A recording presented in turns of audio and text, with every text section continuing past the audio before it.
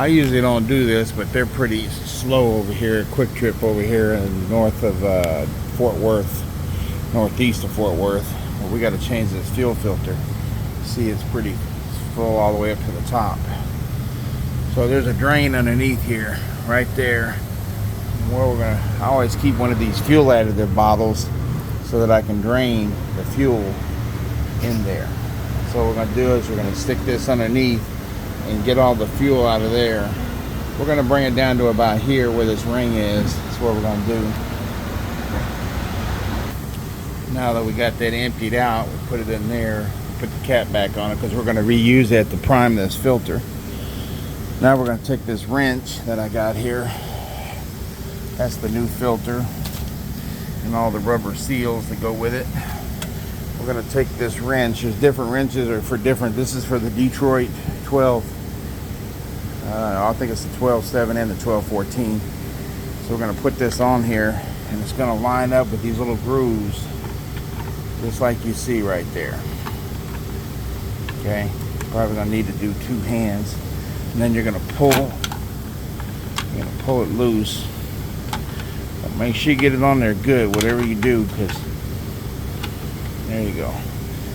There you go. See, it's giving it a turn, and that's pretty loose. See, I didn't tighten it up too tight. We're gonna take this whole thing off. When we take it off, I'll show you what it looks like when we get it off. Sometimes you'll see bullshit on the inside of here. Like there's a little bit right there, that little black stuff. That's that black stuff you see in that filter. That's like algae, bacteria that's in the fuel tanks. And we're gonna get something to wipe that off. We're gonna take this this here off and throw it in the trash. So we're just gonna lift it straight up. We're gonna wiggle it back and forth nice and slow because you got a little bit of fuel. Give it a little twist. It's on a little rubber garment there. Looks like I got that fuel just down right, didn't I? A little bit more and it would have been seeping over the edge. Alright, so now we're going to throw this away.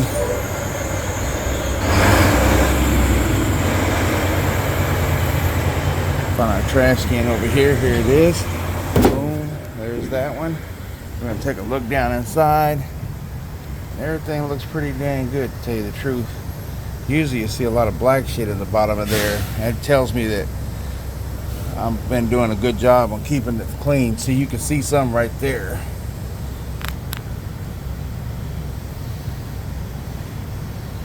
Yeah.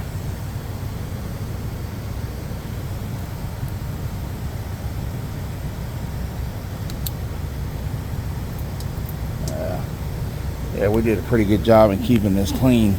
Because sometimes there'll be shit all down in the bottom of there. So now we're going to get something to wipe the inside of this out. Alright, we got that clean, so now we're going to take this seal off here. We're going to wipe that around there and get it clean, and we're going to replace it. Now you should, a lot of times if you lose these or you find out you don't know where you put it, a lot of times these seals are good for more than one use. It's just in case you happen to have had it on there too many times. Like sometimes I don't change the top one on the screw-on lid. But we're going to do that because the last couple of times I haven't done that. We're going to put that together. Alright, so we got the new rubber seal on there. Then this seal actually goes in the top of this filter, like so. And make sure you get it in there nice and tight. And you should see this seal when you take it off. A lot of times it gets stuck on there. And then this will actually go back and forth and rock. This is, you'll feel the tension as you're putting it on. Boom, it just popped on. There's your new filter. You're good to go. Now, we'll take this, put it back on there. One important part is when you put this back on here, you got a spring in here. That spring is going to hit against that top of that filter. It holds the filter in place. It also makes it sometimes a little difficult to screw the filter on, but you need to make sure you don't strip it. So you should be able to put it down on there flat, rock it back about a ½ inch or an inch or so, and then go back this way. If you don't get 3 or 4 turns out of it without any problems, and it starts being too tight after the first or second turn, you're stripping it and you need to stop. You don't want to be stuck somewhere. So in other words, just take your time and make sure you don't strip it. And if you don't know what I mean by strip it or misalign the threads on it, then you probably shouldn't be doing this. And I don't mean that in a smart ass way. And you don't really need to over tighten this. Just give it a little, couple yanks, and that's it. Should be good right there. And you'll know if there's a problem because you'll see a leak and you can always tighten it more if you need to. Some people crank the shit out of them and you don't need to do that. So now we're going to finish taking this loose, and we're going to take this cap all the way off, and we're going to replace the seal that's on here too. There's a little rubber seal there. Probably see it there. It comes off. We're going to replace that while we're here. I haven't done that. And we're going to wipe this off because we don't want to get any dirt in there if we don't need to. And we'll put the new seal on there now. We're good to go. There's the two old ones. Now you'll have an extra one in here, and this is for different engine applications. Some of them have a smaller dome than the one I got. I have the larger dome, so it's a little different. So, and by the way, that wasn't on the inside, that was on the outside. It turns out when I wiped it off, I thought it was a smudge on the inside, but it's not. It's always good just to wipe that off. Now we're going to go ahead and prime this filter by pouring this diesel that we drained out the bottom back in it. Another thing I didn't mention is when you go to drain this out the bottom, wipe the drain off on the bottom so that no dirt comes off of there, like mud and shit gets on the bottom of the housing.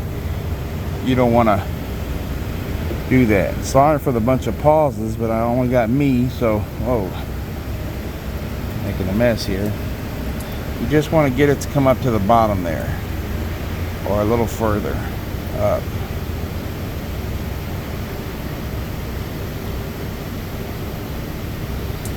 As it starts up, it'll suck it back down. I think that's good enough for now.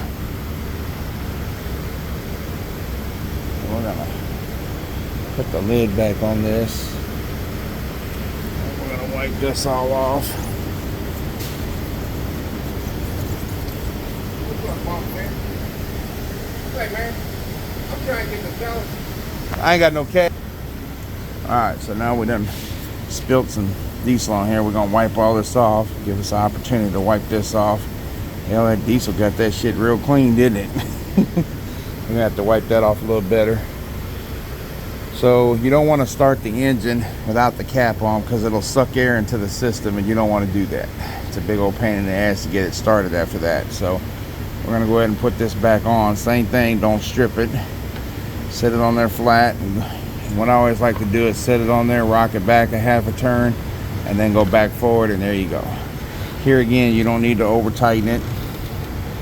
It's pretty good there. Now we're gonna go ahead, make sure you move everything away and put your lids back on. I always make it a habit to put my lid back on there usually. So I'm gonna put the lid back on the diesel, and it's about 1 o'clock in the morning here, Wednesday morning here in outside of Dallas Fort Worth area. And we're just about done, y'all. So we're gonna give it a crank, see how it does. I'm gonna leave it running here. That's what I'm gonna do. See if we can set this somewhere here.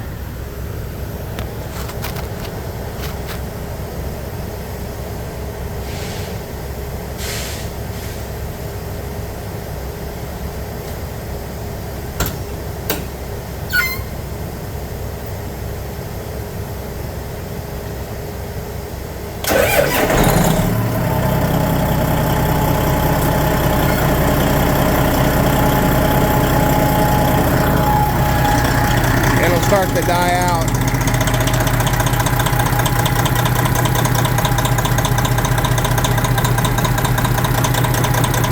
That's from that air that got in the system, more than likely. There it goes. Pick back up. We're good, y'all. Let's give it a rev up.